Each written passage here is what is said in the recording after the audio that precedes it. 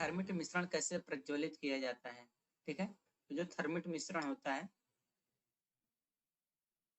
इसको दोस्तों हम लोग इग्नाइट करते हैं यहाँ पर मैग्नीशियम रिबन से।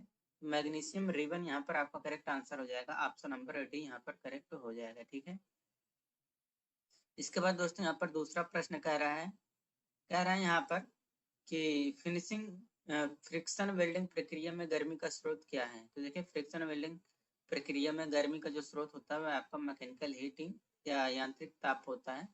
ऑप्शन नंबर ए करेक्ट हो जाएगा। तीसरा प्रश्न यहाँ पर कहा गया है कि सीट मेटल वेल्डिंग में किस प्रकार की ध्रुवता का उपयोग किया जाता है। तो सीट मेटल वेल्डिंग में दोस्तों हम लोग जो पोलरिटी यूज करते हैं वह हम लोगों का रिवर्स पोलरिटी होता है। तो रिवर्स पोलरिटी आपका करेक्ट आंसर हो जाएगा, विपरीत ध्रुवता। चौथा प्रश्न यहाँ पर देखिए कहा गया है कि सिलेंडर वाल्व खोलने के लिए किस उपकरण का उपयोग किया जाता है। तो सिलेंडर वाल्व को खोलने के लिए दोस्तों हम लोग यहाँ पर स्पिंडल की का उपयोग करते हैं।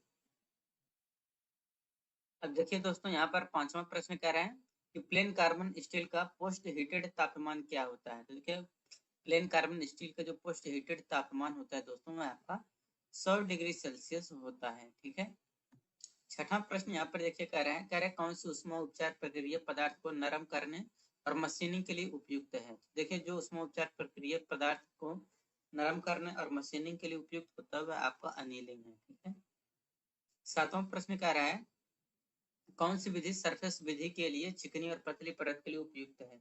ये रहता है दोस्तों आपका प्लाज्मा वेल्डिंग। ठीक है, तो प्लाज्मा वेल्डिंग आपका करेक्ट आंसर हो जाएगा, डी ऑप्शन। आठवां प्रश्न कह रहा है कि वेल्ड बीट पर अर्ध परिपत्र को जमा करने वाले का नाम क्या है। तो वेल्ड बीट पर अर्ध परिपत्र को जमा करने वाले का जो नाम है वह आपका है रेनफोर्समेंट, सुदृढ़ीकरण। नौवां प्रश्न यहाँ पर कहा गया प्लाज्मा आर्क वेल्डिंग में किस इलेक्ट्रोड का उपयोग किया जाता है। तो प्लाज्मा आर्क वेल्डिंग में दोस्तों हम लोग टंगस्टन के इलेक्ट्रोड यूज करते हैं। यहाँ पर देखिए कह रहा है कि आपको क्लैंप का प्रकार कौन सा है। तो देखिए, क्लैंप का दोस्तों ये जो आपको प्रकार दिखाया गया है ये आपका सी क्लैंप कहलाता है। ऑप्शन नंबर डी करेक्ट हो जाएगा, सी क्लैंप।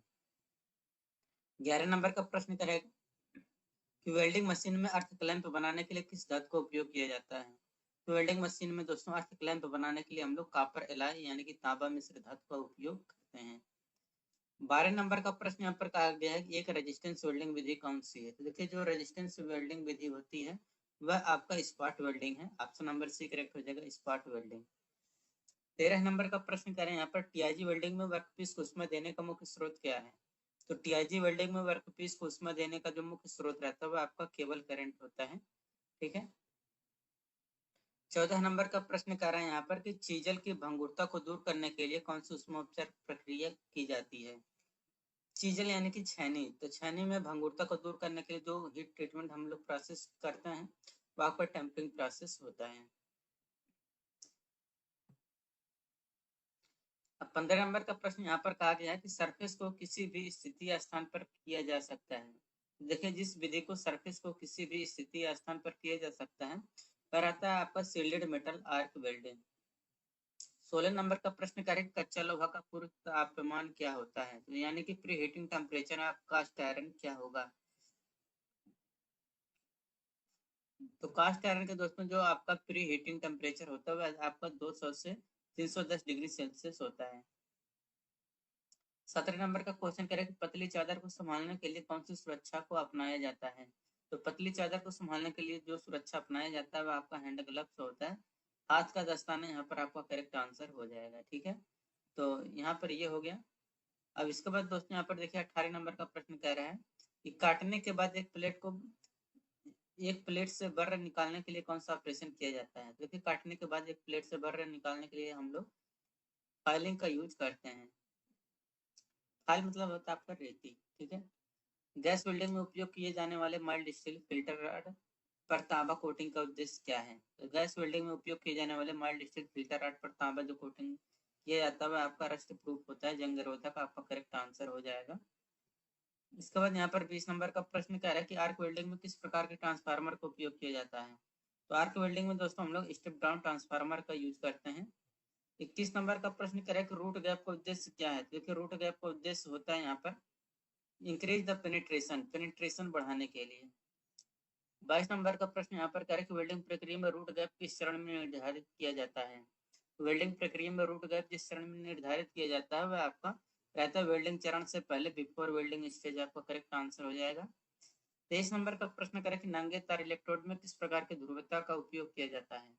तो नंगे तार में जिस प्रकार की इलेक्ट्रोड ध्रुवता का उपयोग किया जाता है वह आपका स्ट्रेट पोलैरिटी यानी कि सीधी ध्रुवता होती है। 24 नंबर का प्रश्न करें GTAW का फुल फॉर्म क्या होता है। तो GTAW का फुल फॉर्म होता है गैस टंगस्टन आर्क वेल्डिंग। अब 25 नंबर का प्रश्न कह रहा है कि नॉन डिस्ट्रक्टिव टेस्ट कितने प्रकार के होते हैं। तो नॉन डिस्ट्रक्टिव टेस्ट जो होते हैं यह दोस्तों आपके 3 प्रकार के होते हैं, ठीक। और यहाँ पर 26 नंबर का प्रश्न कह रहा है कि आपको चित्र में जो फिलेट वेल्ड में एक्स के रूप में चिन्हित किया गया है ये क्या है। यहाँ पर दोस्तों ये जो एक्स पार्ट दिखाया गया है ये आपको कहलाता है डायरेक्शन ऑफ ट्रेवल, ट्रेवल की दिशा। 27 नंबर का प्रश्न यहाँ पर कहा गया कौन सी फाइल की चौड़ाई उसकी लंबाई के समानांतर होती है। तो जिस फाइल की चौड़ाई उसकी लंबाई के समानांतर होता है वह आपका हैंड फाइल होता है।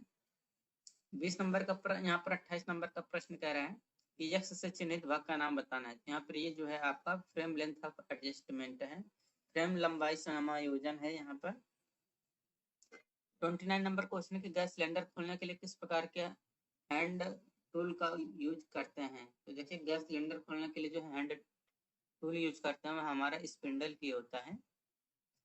30 नंबर का क्वेश्चन करके वेल्डेड बीट पर लावा हटाने के लिए किस उपकरण का उपयोग किया जाता है। तो दोस्तों वेल्डेड बीट पर से स्लैग को हटाने के लिए दोस्तों हम लोग चिपिंग हैमर का उपयोग करते हैं। तो यहाँ पर चिपिंग हैमर हो जाएगा। 31 नंबर का प्रश्न कह रहा है कि 0.8 mm के साथ हेक्साब्लेड का ग्रेड क्या है। 0.8 mm के साथ हेक्साब्लेड जो होता है ये आपका फाइन ब्लेड होता है। 32 नंबर क्वेश्चन है कि ए प्रतीक दिखाने वाले वेल्ड ज्वाइंट का नाम क्या है। तो यहाँ पर ए वाले ये जो आपको सिंबल दिखाया गया आपका स्क्वायर बट वेल्ड है, ठीक है।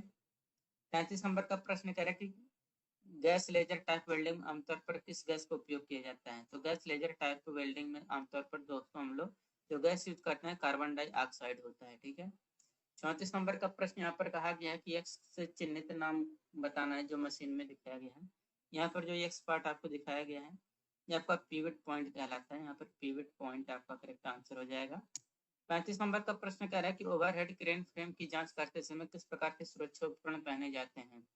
तो ओवरहेड क्रेन फ्रेम की जांच करते समय जिस प्रकार के सुरक्षा उपकरण पहने जाते हैं वह आपका हेलमेट होता है। ऑप्शन नंबर यहाँ पर सी करेक्ट हो जाएगा, हेलमेट। 36 नंबर का प्रश्न करें WPS का विस्तारित रूप क्या है। तो WPS का फुल फॉर्म होता है वेल्डिंग प्रोसीड्यूर स्पेसिफिकेशन। 37 नंबर का प्रश्न कह रहा है कि गैस वेल्डिंग में सिलेंडर को गैस रेगुलेटर से जोड़ने के लिए क्या प्रक्रिया अपनाई जाती है। तो गैस सिलेंडर में सिलेंडर को गैस रेगुलेटर से जोड़ने के लिए जो प्रक्रिया अपनाई जाती है यह आपको open and close valve for 5 second यहाँ पर हो जाएगा, कुछ सेकंड के लिए खुला और बंद वाल्व, ठीक है। 38 नंबर का प्रश्न कह रहा है कि वेल्डिंग प्रक्रिया के दौरान टॉक्सिक धुएं से कैसे बचा जाए। यानी कि जो जहरीली धुआं होती है वेल्डिंग ऑपरेशन के दौरान उससे बचने के लिए यूज रेस्पिरेटर पैड यानी कि श्वसन यंत्र पैड का उपयोग करके हम लोग वेल्डिंग ऑपरेशन के दौरान जो टॉक्सिक यानी कि ज्वलनशील धुएं होती हैं यानी कि विषैली धुएं होती हैं उनसे हम लोग बच सकते हैं। ये दोस्तों आपका 38 क्वेश्चन ट्रेड थ्योरी का कंप्लीट हो गया। अब देखिए यहाँ पर दोस्तों आ गया यहाँ पर वर्ष ऑफ कैलकुलेशन एंड साइंस का 6 प्रश्न देखने को मिलेगा। अरे एक आयत का लंबाई क्या होगा जिसकी लंबाई और चौड़ाई 10 सेंटीमीटर और 8 सेंटीमीटर है। क्षेत्रफल निकालने के लिए आयत के लंबाई और चौड़ाई को गुणा करेंगे 10 8 80 हो जाएगा सेंटीमीटर स्क्वायर। दूसरा प्रश्न है कि धातु को कौन सा गुण बल लगाने पर विरूपित तथा बल हटाने पर अपने वापस पूर्व अवस्था में आने की क्षमता रखता है। ये रहता है दोस्तों आपको इलास्टिसिटी यानी कि प्रत्यास्थता। तीसरा प्रश्न की धारा की इकाई क्या होती है। तो धारा की इकाई दोस्तों यहाँ पर एम्पियर होता है, एम्पियर आपका करेक्ट आंसर हो जाएगा। चौथा प्रश्न है कि पानी की विशिष्ट ऊष्मा का मान क्या होता है। देखिए पानी की विशिष्ट ऊष्मा यहाँ पर 1 होती है, ठीक है। पांचवा प्रश्न है किसी कंडक्टर में इलेक्ट्रॉन का प्रवाह क्या होता है। तो किसी कंडक्टर में इलेक्ट्रॉन के प्रवाह को हम लोग धारा बोलते हैं। छठा प्रश्न है 0.456 दशमलव भिन्न को प्रतिशत में बदलिए। तो 0.456 दशमलव भिन्न को प्रतिशत में बदलेंगे तो यहाँ पर 100 का गुणा करेंगे तो 45.6% आ जाएगा। अब इंजीनियरिंग ड्राइंग का दोस्तों आपको 6 प्रश्न देखने को मिलेगा। कह रहा है कि मानक के अनुसार कौन सा तीर शीर्ष सही है, ठीक है। तो ये जो तीर शीर्ष आपको यहाँ पर दोस्तों दिखाया गया है ये वाला तीर शीर्ष आपका सही है। यहाँ पर ये नुकीला होता है, ठीक है तीर। दूसरा है कि ये जो सिंबल है कौन सा सिंबल है। ये जो सिंबल आपको दिखाया गया है दोस्तों, यह सिंबल आपका है लकड़ी का सिंबल है, ठीक है। यहाँ पर वुड आपका करेक्ट आंसर हो जाएगा। तीसरा प्रश्न है कि A4 शीट का ट्रिम किया हुआ आकार क्या है। तो A4 शीट का ट्रिम किया हुआ जो आकार होता है वो 210 × 297 होता है, ठीक है। अब देखिए यहाँ पर चौथा प्रश्न यहाँ पर कहा गया कि यहाँ पर जो है लाइन बी किसको बता रहा है। ये जो लाइन बी है दोस्तों यहाँ पर डायमेंशन लाइन कहलाता है। ऑप्शन नंबर यहाँ पर सी करेक्ट हो जाएगा, डायमेंशन लाइन। पांचवा प्रश्न कह रहा है कि ये जो आपको दिखाया गया है ये इंस्ट्रूमेंट कौन सा है। तो ये जो इंस्ट्रूमेंट दिखाया गया है ये आपका दोस्तों है चांदा यानी कि प्रोटेक्टर, इसको हम लोग बोलते हैं इंग्लिश में, ठीक है। छठा प्रश्न यहाँ पर देखिए कहा गया यहाँ पर identify the name of the prism. ये जो प्रिज्म आपको दिखाया गया है यह आपको दोस्तों है हेक्सागोनल प्रिज्म, क्योंकि यहाँ पर देखेंगे तो 1 2 3 4 5 और 6 सिरे हैं इसके, तो आपका हेक्सागोनल प्रिज्म हो जाएगा। एम्प्लॉयबिलिटी स्किल का दोस्तों यहाँ पर आपको 25 प्रश्न देखने को मिलेगा। इसमें पहला प्रश्न करें कौन सा आर्टिकल नहीं है। तो ए एन और दी आर्टिकल होते हैं, इन क्या है आपका प्रीपोजिशन, ठीक है। दूसरा प्रश्न कह रहा है कि वेन शब्द किसको बताता है। तो वेन शब्द दोस्तों आपका टाइम यानी कि समय को बताता है। 1 बाइट बराबर होता है, तो 1 बाइट बराबर दोस्तों 8 बिट के होता है। चौथा प्रश्न है कार्यबल की सुरक्षा के लिए किसके द्वारा कई श्रम और औद्योगिक कानून स्थापित किए गए हैं। तो ये दोस्तों किए जाते हैं गवर्नमेंट यानी कि सरकार के द्वारा। पांचवा प्रश्न है कौन से ऑनलाइन भुगतान आवेदन नहीं है। तो देखिए जो ऑनलाइन भुगतान आवेदन नहीं है वह है आपका दोस्तों इंस्टाग्राम, ठीक है। इंस्टाग्राम आपका एक सोशल मीडिया है, बाकी बैंकिंग एप्लीकेशन गूगल पे भीम पे ये सब से आप अपना ऑनलाइन पेमेंट कर सकते हैं। इस टाइप का उपयोग चार्ट ग्राफ इमेज और पेज नंबर को वर्ड फाइल में डालने के लिए किया जाता है। तो वो रहता है दोस्तों आपका इंसर्ट टैग। सातवां प्रश्न है कि ग्लोबल वार्मिंग के लिए मुख्य ग्रीन हाउस गैस कौन सी है। वो है दोस्तों आपका कार्बन डाइऑक्साइड, ठीक है। आठवां प्रश्न कह रहा है कि विदेशी बाजारों तक पहुंच प्राप्त करने और संगठनों के हित को जल्दी बढ़ावा देने के लिए किस दृष्टिकोण का उपयोग किया जाता है। तो वह रहता है आपका दोस्तों ज्वाइंट वेंचर, संयुक्त उद्यम। नौवां प्रश्न है एक आदमी प्रेरित खतरों में से कौन सा है। तो वो है दोस्तों आपका भूस्खलन यानी कि लैंड स्लाइड। 10 नंबर का प्रश्न कह रहा है कि पोमोडोरो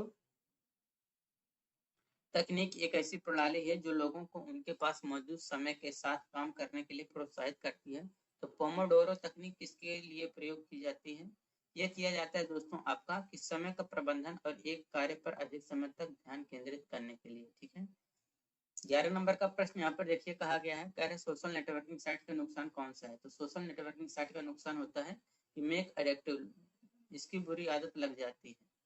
12 नंबर का प्रश्न है कि साइबर अपराध कौन सा है। तो ऑनलाइन गैम्बलिंग यानी कि जुआ खेलना आपका साइबर अपराध है।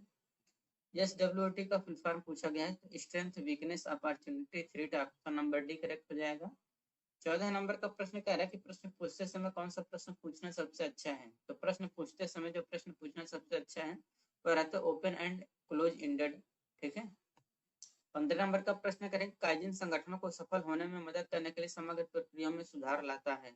ये रहता है दोस्तों पर निरंतर और छोटा, ऑप्शन नंबर सी करेक्ट हो जाएगा। छठा प्रश्न है कौन सा विस्मयादि बोधक वाक्य है। तो विस्मयादि बोधक वाक्य जो है आपका जिसमें ये वाला विस्मयादि बोधक चिन्ह मिल जाएगा, ये इस तरीके से वो आपका होता है, ठीक है। तो ये ऐसा आपको दिख रहा है यहाँ पर आपको, तो ऑप्शन नंबर ए करेक्ट हो जाएगा। 17 नंबर क्वेश्चन करेक्ट कम्युनिकेशन जिनमें शब्दों के उपयोग के बिना सूचना का आदान प्रदान शामिल है वह दोस्तों आपका नॉन वर्बल कम्युनिकेशन कहलाता है। 18 नंबर क्वेश्चन है कि फैक्ट्री एक्ट के तहत साप्ताहिक रूप से काम करने वाले कर्मचारियों से अधिक नहीं होने चाहिए। ये दोस्तों रहता है आपका 48 आवर, 48 घंटे, आपका यहाँ पर करेक्ट आंसर हो जाएगा। 19 नंबर का प्रश्न कह रहा है कि साक्षात्कार काल प्राप्त करने के बाद अगला कदम क्या है। तो देखिए साक्षात्कार काल प्राप्त करने के बाद जो अगला कदम होता है वो रहता है साक्षात्कार में जाए, अपीयर एट इंटरव्यू, आपका करेक्ट आंसर हो जाएगा। 20 नंबर का प्रश्न कह रहा है कि आनंद प्राप्त करने के लिए केवल गाने सुनना किसके अंतर्गत आता है। तो आनंद प्राप्त करने के लिए केवल गाने सुनना है, यह आपका अप्रिसिएटिव लिसनिंग या प्रशंसात्मक लिसनिंग के अंतर्गत आता है। 21 नंबर का प्रश्न कह रहा है कि वह एक व्यक्ति वह है जो किसी व्यक्ति या संगठन के लिए काम करता है और उस काम के लिए भुगतान करता है, तो आपका वेज एम्प्लॉयड या नियोजित मजदूरी कहलाता है।